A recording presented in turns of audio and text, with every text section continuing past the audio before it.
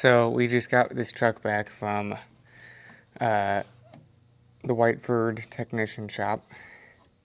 It had a transmission fault.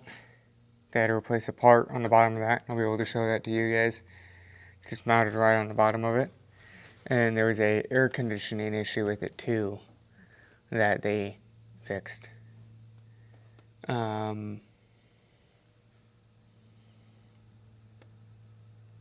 I'm replacing this air dryer and gonna do a service on the rest of it as well. Currently struggling to take this off.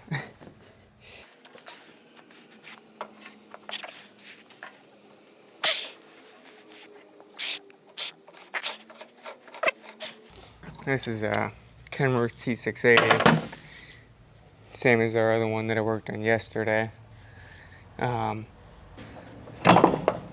Came off easier than I thought. Look at that. How disgusting is that? It's actually not as bad as the one I pulled out yesterday.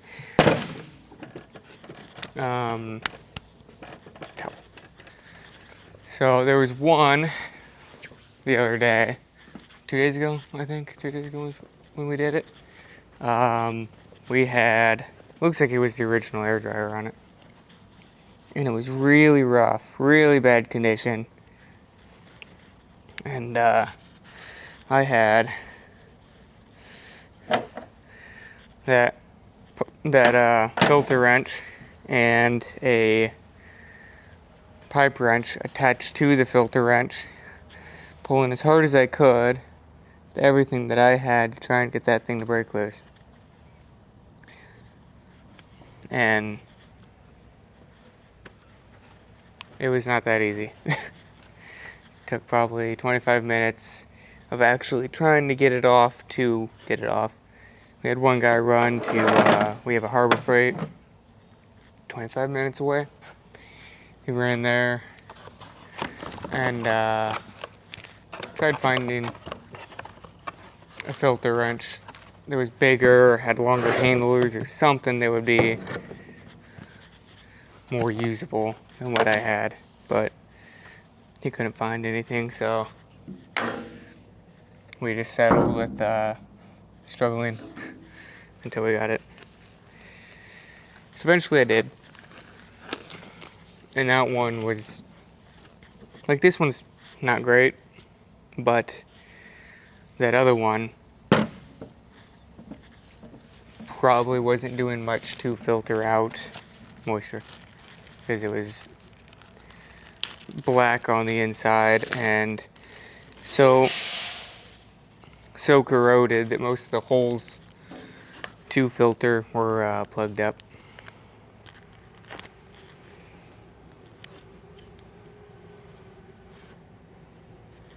I'm just taking this little packet of grease that this comes with, and I'm lubing that O-ring up so it can hopefully not get stuck to it like the previous years. And then I'll lube the threads on it as well, kind of just help prevent it from seizing up, because these get really bad. And I'll always smear a little bit right on this face as well. This kind of, I don't know if you can see it in there, you might be able to. This silver face right here, I'll put some on there to help with moisture, just to help it, all the gunk to come off again next time we change it, and then it just makes it a little bit better for maintenance. Keeps the rust from sticking.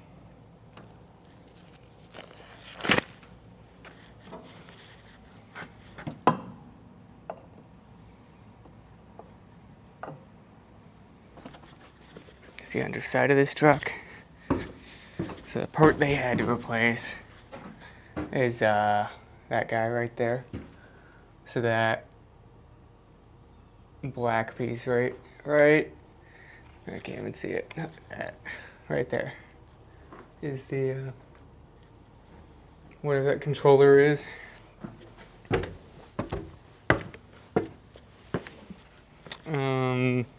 But I got I got the 2 filters right here to replace. These 2. That's the coolant filter I need to replace. And then this was the part that was leaking for the AC. And then I got a few fuel filters over here to replace. Because that's a fuel filter here. This big guy. That's your fuel water separator. And then we got... it said there was another one. Maybe not. I don't know, I don't see it.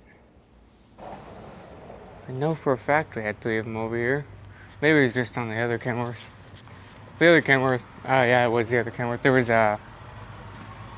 like there's this coolant filter right here, but on the other side, it's a brake fluid filter, which is, I've never really seen brake fluid filters on these.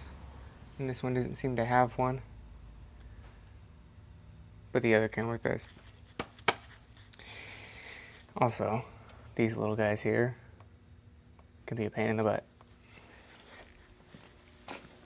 Those of you who have dealt with semis know they're trying to hold that thing up. If it doesn't want to sit and stay, can be a bear while trying to continue to turn that thing. To loosen the filters or tighten the filters. Not always is it bad, but sometimes it can be a pain.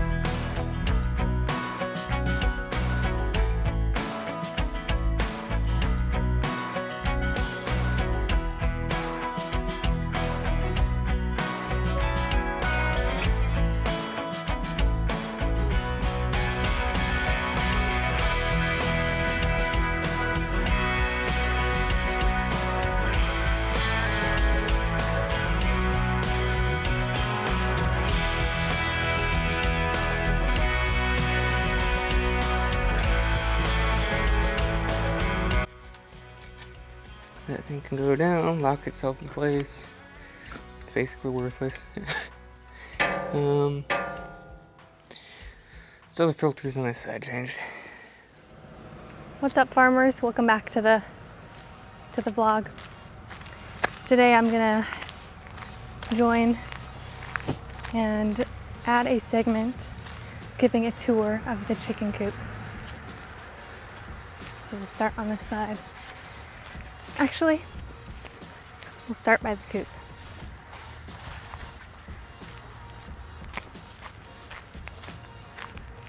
All right, here we have the coop.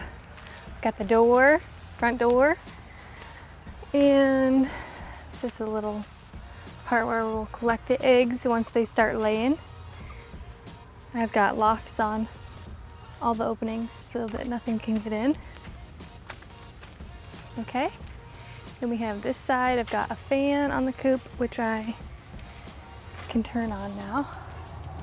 Solar powered, got one of the solar panels up here. And then we've got this run that we built. Take you guys inside.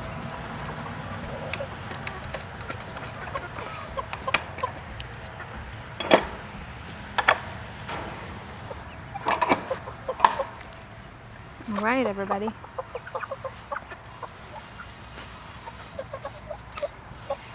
we'll do introductions of each of the chickens. Okay, first up we have Walter, the rooster. What do you have to say, Walter? Oh, he's just gonna peck. And then this one back there is Lenora. Then we have Hazel here, and right behind her is Betty.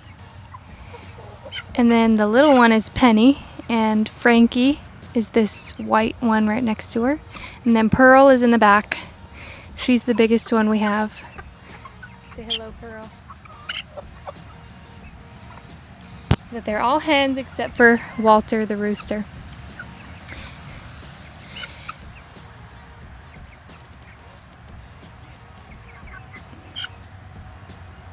And I've got their feed here.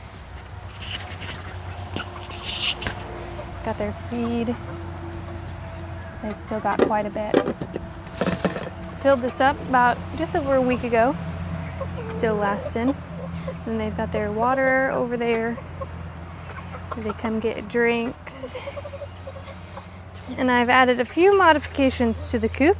Right now we have this roosting bar, which is unfortunately way too high, so they can't actually climb up onto it yet. They're very friendly. And then I've got an automatic door, which I had set to open at 6 a.m. and it was closing at 8 a.m. But each night I had to come out here and open it back up and close it for them. Get them all inside and then close it because they were not getting in there by themselves. But then last night I decided to switch it to close at 9 o'clock, and I came out here at 8:57 and they were all inside, and then the door closed shortly after. So hopefully we'll see if it works again tonight, and then they'll be able to just start going in on their own. Now, let me give you a little tour of the inside of the coop. All right, let's open the door up. Here's the inside. It's pretty dirty right now. Got the fan that's blowing. This is their roosting bar they climb up on every night. They have figured out how to get up there. They do sleep on there. And we've got nesting boxes. I've got 5 of them in there, which they are not laying eggs yet, so those are not currently being used. Right now I just have some, I think, pine shavings down. They were just extra from when they were chicks, but I have hemp bedding that I'm going to use in here. Probably put some more in soon. And then we've got 2 windows in here. They are working, so I can put them up.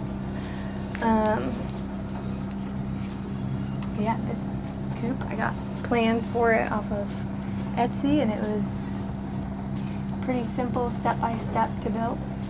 Took me a long time. I had a lot of help from Joe and from our cousin Hayden. But we got it done.